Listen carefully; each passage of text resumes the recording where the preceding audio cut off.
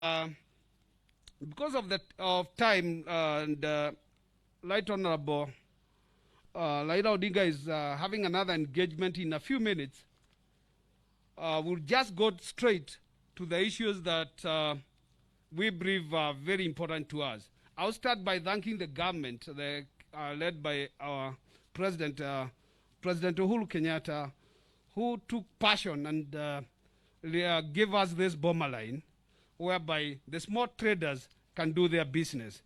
We have been having good partnership with the relevant authorities. KRI has offices here. We want to thank the Commissioner General and the entire staffs. Kenya Bureau, all the agencies were allocated to this place.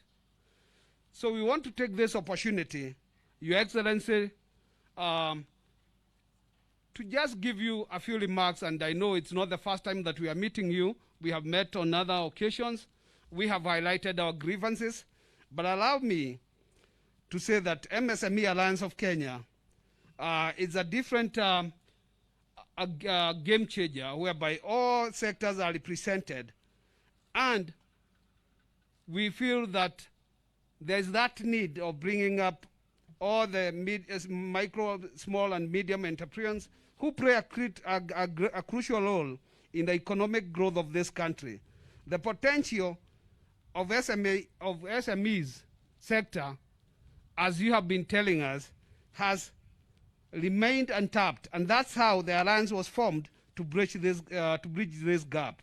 We started this journey almost a decade ago, but we decided to formalize this umbrella as a national outfit through having strong structures and operational systems to address the pride of the micro, small, and medium entrepreneurs. This saw the establishment of MSME Alliance of Kenya, which is now represented by very able zone leaders. As a lobby group, because we are registered at the company guarantee, we have faced a bit of challenges trying to achieve the goals that have been set for us by the people that we represent. We have made engagements with the different strategic partners, which include different government agencies that have been mandated to facilitate the operations of MSMEs in this country. A recent study by the Central Bank of Kenya indicates that MSMEs constitute of 98% of all businesses in this country, creating 60% of available jobs, and also the largest active contributor to the country's GDP annually. However, with the COVID era, 30% of these businesses are at risk of closing down because of curfew hours, whereby we are requesting through your good office that now it's the time that we learn to live with COVID and probably open the country so that we can be able to do business like we were doing before. Trade restrictions and high financial burdens have also been affecting our businesses, and some of our members have closed their businesses because they cannot even afford their loans. We have been facing outstanding challenges throughout the year. There are too many requirements when you want to start a small business, especially to our youth and those people who leave college or who has been retrenched. There are several challenges when you want to start that business, because in a small shop you are required to have about 4 or 5 licenses. There is also unregulated competition from the foreigners due to lack of proper foreign investment policies, whereby you get, even your neighbor can be a person from a country that is manufacturing goods, but he is also selling in your next door. So that has been a very challenging moment to our people. Recently we introduced the other primitive licenses that were introduced, especially for those guys who import liquor to this country. A license of 1 million has been imposed by NACADA. So these are some of the few challenges that our people that we represent, and we represent different sectors, are facing. We would request through your good office that kind of a primitive license be dropped so that we give our people a chance to do business. And I'm happy that the members of parliament are here who can also assist us on that. We need also a federally customized taxation regime whereby our people will be educated and understand how taxes can be paid. Our people want to pay taxes, but sometimes, because of where we are coming from, you might not understand that there was an assessment that you didn't do 2 or 3 years ago, and you are sometimes surprised by an email that you have to pay this amount. So sometimes we need, through the good offices that we have been interacting to, our traders need to be taken through the training to see that this does not happen. Because when a small trader account is closed, it gives you a stop of whatever else you want to do. Limited access to finances also has been an issue whereby you are asked for securities, and sometimes as a beginner you don't have any. There are also other issues whereby the taxes, as Madam Tracy has said, we would like to negotiate with the relevant authority. And I want to talk about the achievement because they are there. I know we had the list, but because we still have other opportunities, Honorable Prime Minister, to even sit down and give all these challenges, I would request that the MSME board get another opportunity to visit you or to sit down with you and do a lot of consultation in between. But I want to recognize the last people that have attended this area. We are not only in CBD. We have people from Kariakoo, Gikomba, Kariobagi, Uhuru Market, Gong Road, and other sectors that are represented. We can't forget about the consolidators who releases goods from this point to our traders. And I'm sure they are also here, they are represented. Evergreen Trade Base, Top Marine, they are represented. Allow me to stop there. Allow me to stop there and invite CAS, Bwana Lawrence Karanja, who will invite the other guests. Thank you very much, Chairman Ben Mutahi. Our chief guest, Right Honorable Raila Odinga, Prime Minister. Distinguished guest, our SME, our traders. It is I'm delighted to be here today to get together with our partners. But before I say something, because I want to be very brief, I would want to invite Mheshimiwa Gladys Wanga, MP Homa Bay, to introduce the members of parliament here. Just that, because as you have heard, our chief guest is very, very squeezed. Karibu Mheshimiwa.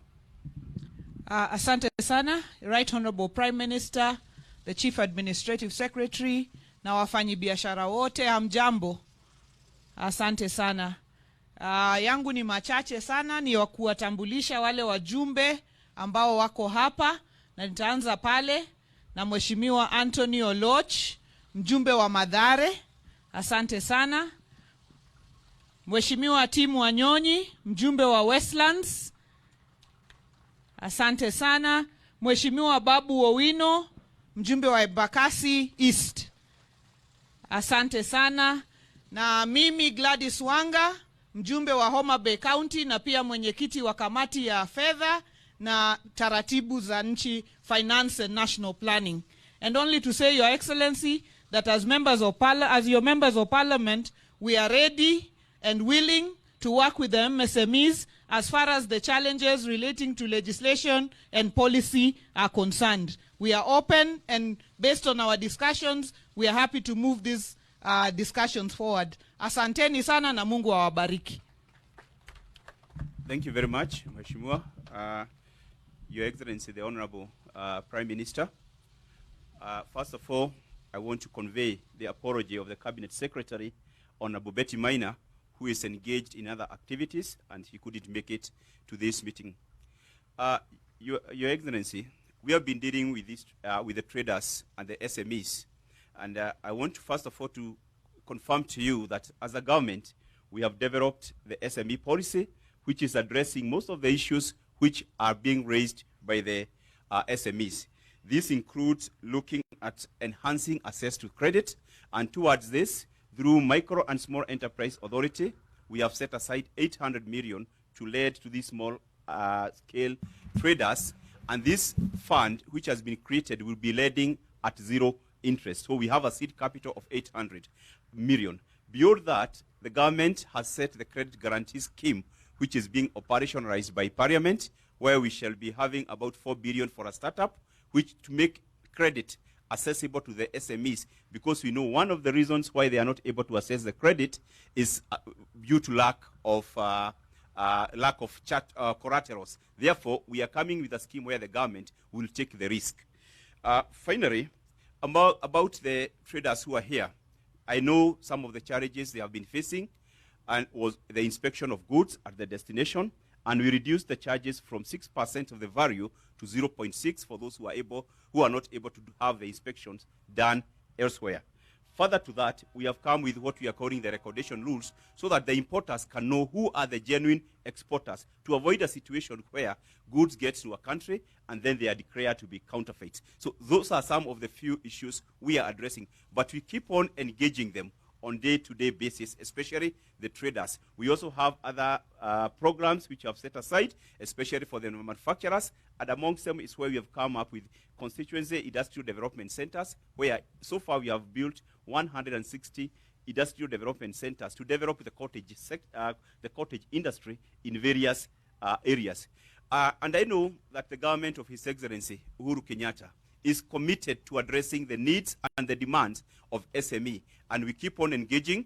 I am happy to have met Teresia here. We engaged the Mtuba traders during the COVID, and we came up with the protocols for importation of the Mtuba. We have addressed the issues which have been raised by the importers on destination inspection, and any issue which they raise, we address and respond to them as prompt as possible. Parliament has been a very good partner in assisting us come with the regulations to facilitate trade. And I believe, because it is your day, Your Excellency, I want to take this opportunity to request you to come and address the traders here. Karibu, tafadhali tunawaomba tusimame tupigie mgeni wetu wa heshima makofi ili akuje awaongereshe. Karibu baba, ongea na watu wako.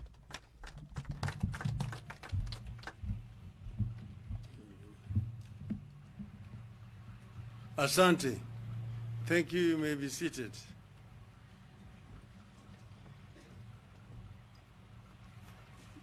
The members of the SMEs in our country, hamjambo. Hamjambo tena. I want to begin by apologizing that you've taken much longer than we anticipated to come here. And I have another engagement which is starting shortly. That's the reason why we may not have sufficient time. But I want you to look at this as work in progress, that I'm available and that we'll have another opportunity to talk longer with you people. I want to say that the contribution of SMEs to the growth and development of Kenyan economy is well known and not disputed. You are part and parcel of the evolution of our society, where we are empowering our people to be able to meaningfully participate in our economy. Small and medium-sized enterprises represent 98% of all businesses in our country today. More than 80% of Kenya's working population rely on SMEs for income. SMEs contributed an estimated 34% of the country's gross domestic product in the year 2016. SMEs generate 80% of new jobs annually.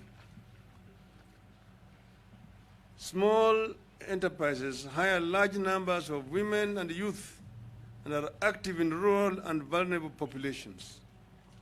As a result, they encourage economic inclusion, empowerment, while reducing employment. I am mentioning those figures basically to show the importance that I myself attach to this sector. The challenge we must address is how to enhance the emergence, growth, and spread of SMEs in Kenya. Now, approaches to enhance SMEs growth. Our country, since independence, has passed through different stages to reach where we are here. You will know that before independence, we were running a fairly segregated society where our people, the indigenous population here, were at the bottom of the ladder and therefore were not really a serious participant in economic development of our country. When the independence came, the government started first with the policy of Africanization. And then that was found to be a little bit racist. It was changed to Kenyanization. That was basically an affirmative action process to allow our people to be able to participate in economic growth of our country. That phase allowed our people, through institutions that were created like ICDC or KNTC, to begin to engage in small-scale businesses in our country. Now we have reached a stage where we are today. The issues we must confront are: how do we ensure entrepreneurs of startups manage sustainable growth of their companies? What kind of support do they require from the government and the public? How do we ensure not only quantity, but also quality SMEs? We need to help SMEs understand their ecological habitat and deploy it accordingly. There are those that can thrive with labor-intensive programs. There are those that need high-tech programs. There's need to help SMEs build a closely knit web of cooperation among themselves, build own networks, and share resources so that they can maximize on the benefits of cooperation. In Korea, they invested in regional clusters of SMEs with the government support. The clusters then share information and knowledge. This helped them to gain collective bargaining power with the big businesses. They also came up with a policy for co-branding. This is a process in which several SMEs market themselves under one brand name. It is a cost-cutting and market measure. We need to help SMEs nurture a relationship with the big businesses even while they compete. In Kenya, we need to start with the low-hanging fruits. We need efficient and balanced public policies and ensure they are supportive of SMEs.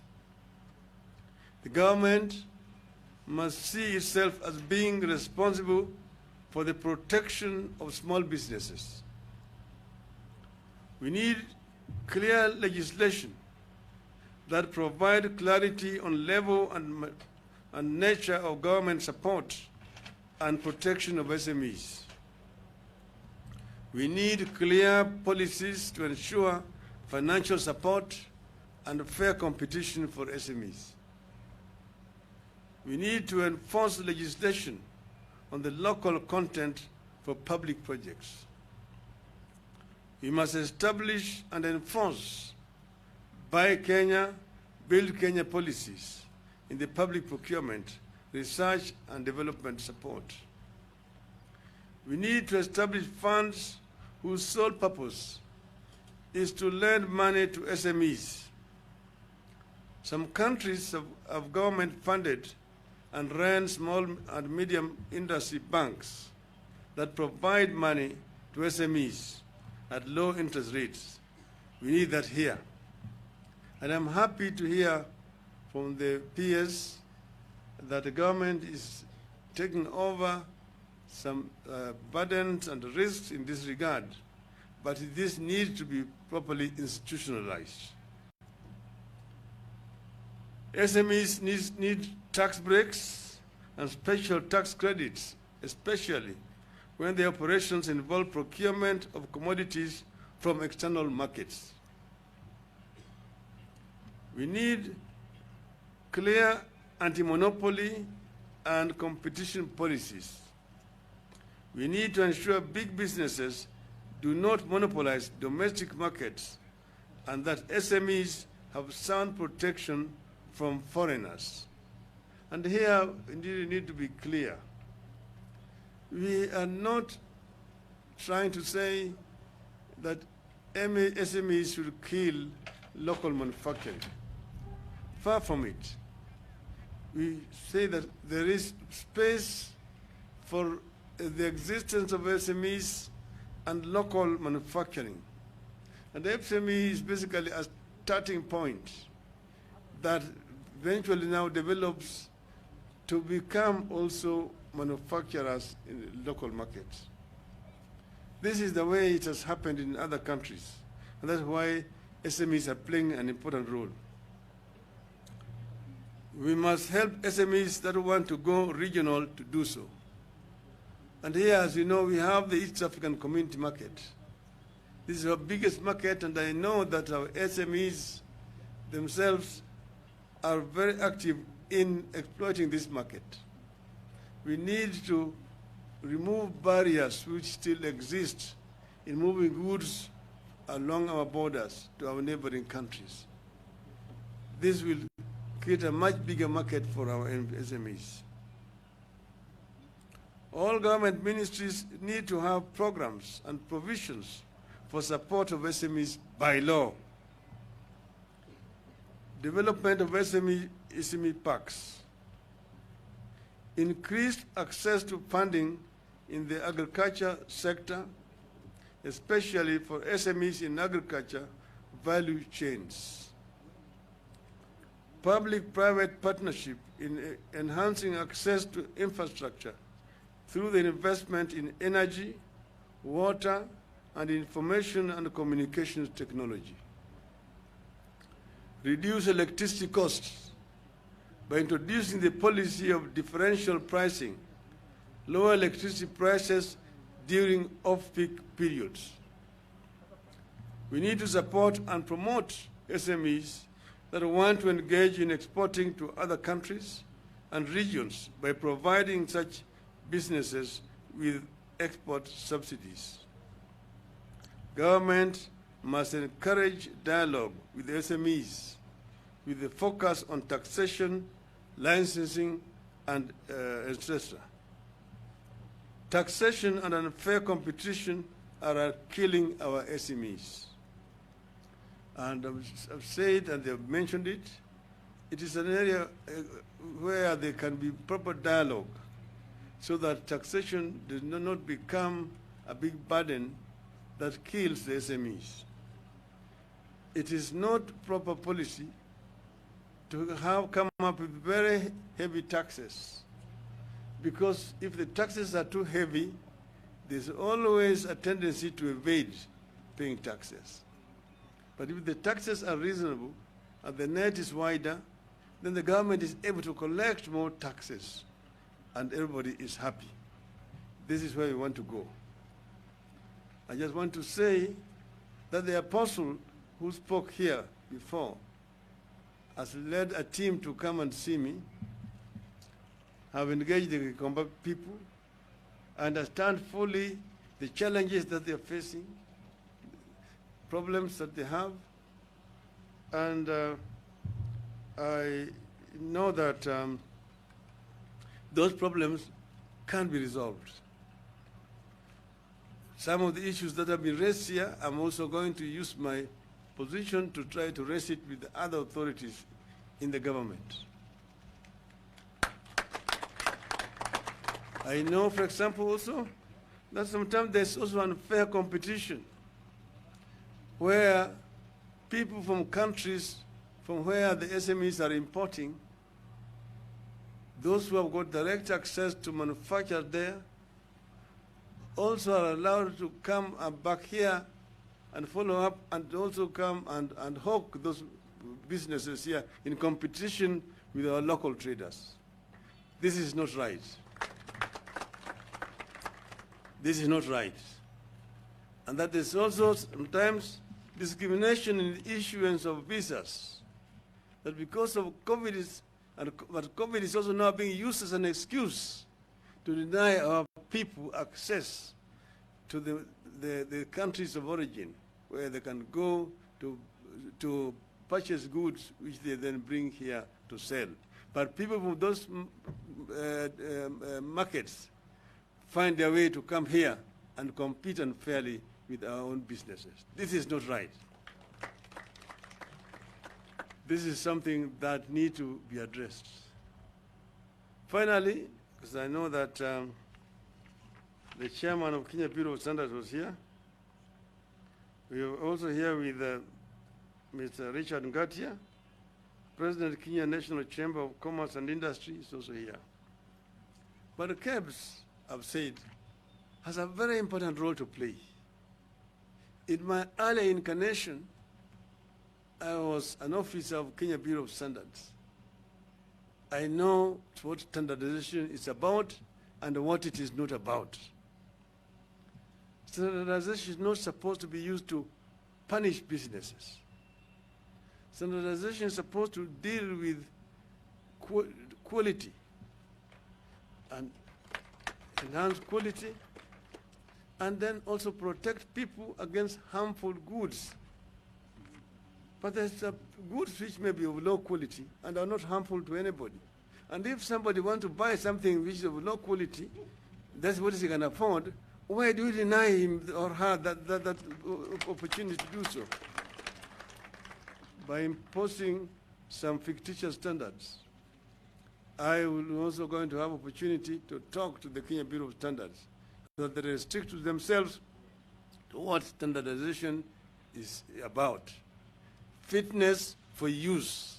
That is what standardization is all about. I thank you very much for listening to me.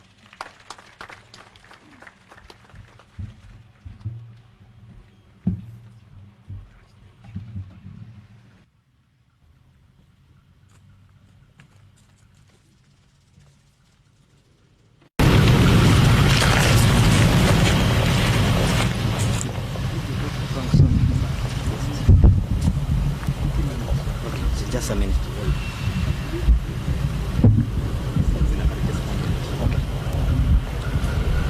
Thank you so much, Your Excellency. Because of interest of time, I would like to thank you so much for honoring our invitation and coming, and also being able to address the issues that we have asked you. Also, our host, the KRC and KEBS, and also the President of KNCCI, thank you for coming. Thank you for honoring this invitation. We really appreciate Your Excellency, and because of interest of time, I know you are going to have other engagements. Asante sana, and God bless you. Thank you.